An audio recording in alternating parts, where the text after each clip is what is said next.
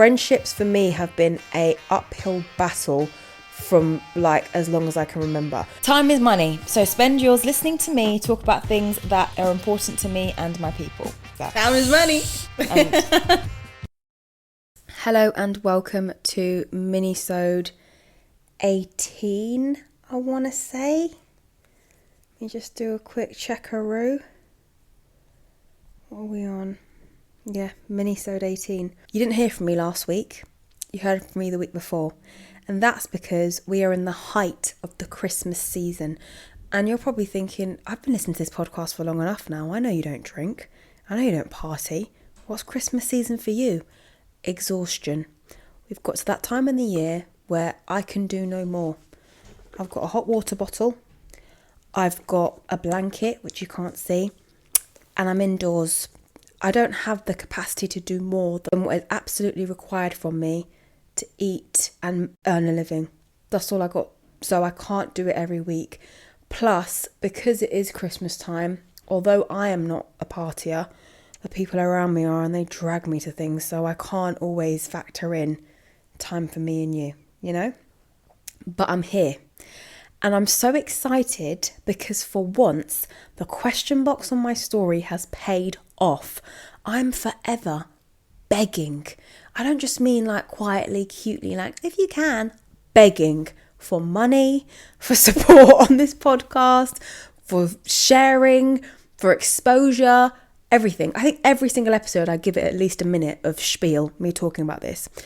Yet, it hardly ever comes into fruition. Yesterday, or the day before, I posted on the story just saying, everyone, you're not going to get an episode from me on Monday, obviously, because I'm releasing every other week in this Christmas festive season. However, is there anything pressing you want to hear about? And I got a few of the usual suspects, which upset me because it just shows me you don't listen to the pod. So I've had people ask me things about fitness when I have a whole series with another very esteemed guest talking about fitness. So if you're asking me questions on fitness, that means you haven't listened to that series, and that's just going to upset me. I get other questions about relationships, how long have you been in a relationship, stuff like that. Again, not that that's a bad question, but like I speak about my relationship enough in different episodes for you to have pieced together the answer to some of the things I want me to talk about. But it doesn't take away from the fact that I actually do want to do a whole relationship kind of series if I could ever bribe my partner enough, because the kind of conversations we have are like next level. We should probably do a TED talk or something, you know? But he would never, like, even when I'd get little TikToks and stuff, he's like, oh my God, delete that. He's a very private person, unlike me. So I don't know how we would do that. We'd have to like gag him and take him hostage, and then I would have to like ply him with, I don't know, food and I don't know what, I don't know how to bribe him, but if we could get some kind of like campaign going, then I could show him and he might feel moved. I don't know. Anyway, I do want to do a whole series on relationships with him at some point. So that wasn't like a silly question.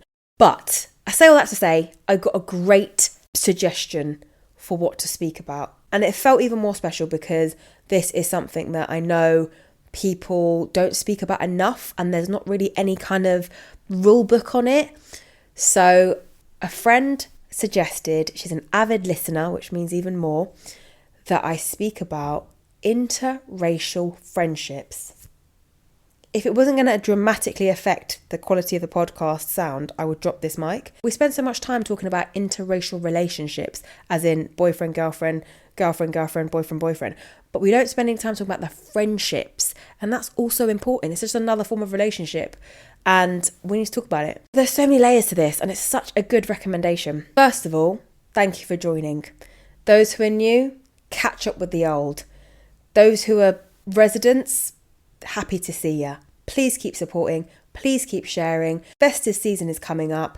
Make a donation to my Buy Me a Coffee page. All the links in the bio. Send me some love. I really need it this time of year. It's a depressing time of the year for me, just because it's cold and dark and Christmas is a lot. But this makes up for it. And every time I get a message from someone saying they had a good listen, it means all the world. So please carry on. Getting back to it. Interracial friendships. I feel like for me, the first time I started to make real friends consciously was towards the end of school. So like 16 and up. That's when I was realizing, okay, these are the people up until this point that I've been placed in a contained environment with, who I've been forced to be friends with, but out of you lot, you're the ones that I really like. And you start to notice patterns, and you start to see, okay, I really like that in a person. It's really important for me to have this in a friend, etc., etc. Now, let me also preface all of this with, friendships for me have been a uphill battle from like as long as I can remember. I don't have trouble making friends. I have trouble with my expectations of friends and their expectations of me. And I never knew about boundaries until literally like 2 weeks ago. So that's always been an issue for me in friendships. But that's another issue. That's another minisode. That's another series. So I'm going to keep that one parked. Back to interracial friendships. I started to become friends with a really, really diverse group of people. Now, I am hesitant saying diverse because I feel like it's only diverse if it is different to you. But all of my friends, because I went to a school in a predominantly white area, in a very white school, anyone who was ethnic banded together. It's just how we're rolling, hun, because we're going to understand each other on a different level. And that sort of carried me now through life. And my reality now is that's pretty much the case. I have very few white friends. And it's not that I am against having white friends. It's just that for me personally, there's just always going to be a deep level of understanding, cultural references, and so much that I don't need to explain when a person is also ethnic. And I'm not even specific to they need to be Asian or they need to be Caribbean, which are my ethnicities. But I do need them to be ethnic, period, on the whole. There are a few outliers, don't get me wrong. There are a few friends I have which don't necessarily fit into that category, but we have other things in common. That's what makes up the friendship. But I have struggled over the years with, unless there is that level of like ethnic understanding, for want of a better term, I'm just always going to have an issue at some point, because sadly, I've found in my experience, which is not the experience of everyone, before all of the I went to private school and I've only got white friends, people come at me and say that they're the best people ever. I'm not saying they're not, and I'm not saying that that's not your reality. For me, in my reality, I've never experienced the same true level of understanding that I get from another ethnic person, just as I don't see how a white person could get that from me. Do you know what I mean? Because I'm not having the same experience as you every day. So when you talk about your issues and struggles, I'm not going to get it the same way as another white person would. So I think the thing I've taken away from the whole conversation is that it is actually very important to season yourself with a diverse group of people around you. So even though in my current life now, I don't have that many white friends, which to me would be diverse in comparison to what I have as my friends, I have had in my life. So I know how to connect with different types of people who are different to me. I just don't in my life now as an adult choose to. But it's very important to be able to relate to and connect with all types of people. I'm going to start there. That's a baseline, I think.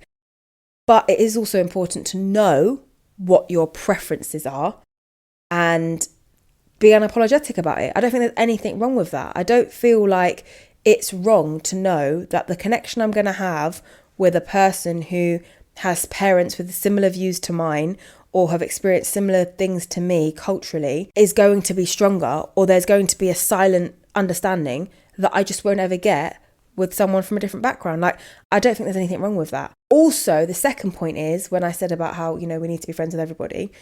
When you are friends with people who are from different backgrounds, there are always going to be differences. And there are going to be certain things you should just avoid talking about. And especially if you're a chatty patty like me and you are learning to preserve your energy like I am, some things are just not worth it. I've had friends in the past, white friends, who, when the topic of things like racism comes up, because it can't not, and it's always a tell sign when you're friends with a white person, because they'll usually point out that you make everything about race.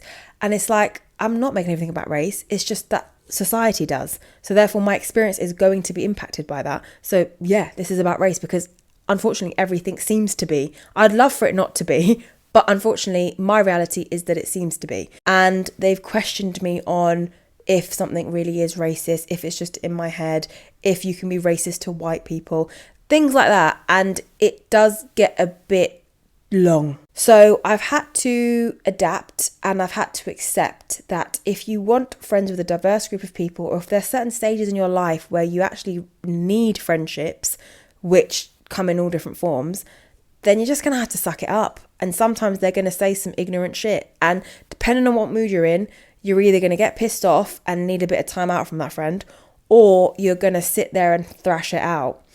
And I would actually controversially recommend not thrashing it out, because you just do yourself a disservice unless you can see that the person actually genuinely wants to or can open their eyes to something. You've got to remember, on average, again, this is average, a majority, please don't come for me.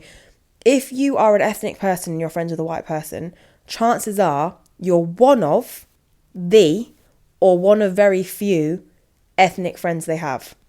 So you can have conversations with this person all day long and tell them about the plight of racism and what you go through and what white privilege is and unconscious bias and all these things, microaggressions, and they can nod along and be like, have their mind blown by the things that you're saying. And I didn't even think of that. I didn't even see that. Now that you say that, all of these things, you can correct them when they point out someone's colour. You can tell them that it's not okay to say certain things. You can do all of that. But if their reality and their echo chamber when they go home is a white family, white friends, white partner, white everything, you're just a drop in the ocean, babe. And I've been there. I've been that drop. And it is really wearing. So I would recommend protecting yourself and protecting your energy, but making sure you have friends from your own backgrounds,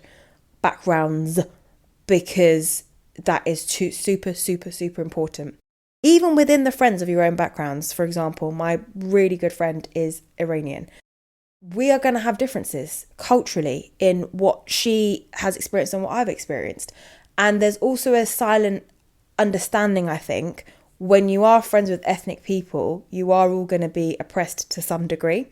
And I don't want to say it's the oppression Olympics, because it's not that, but it's also like compassion, that my friend, Iranian friend, may have had a really, really hard day at work, but the day that a friend she might have who's a young black woman has been different and hard for different reasons. And it doesn't mean their experiences are the same just because they are both other.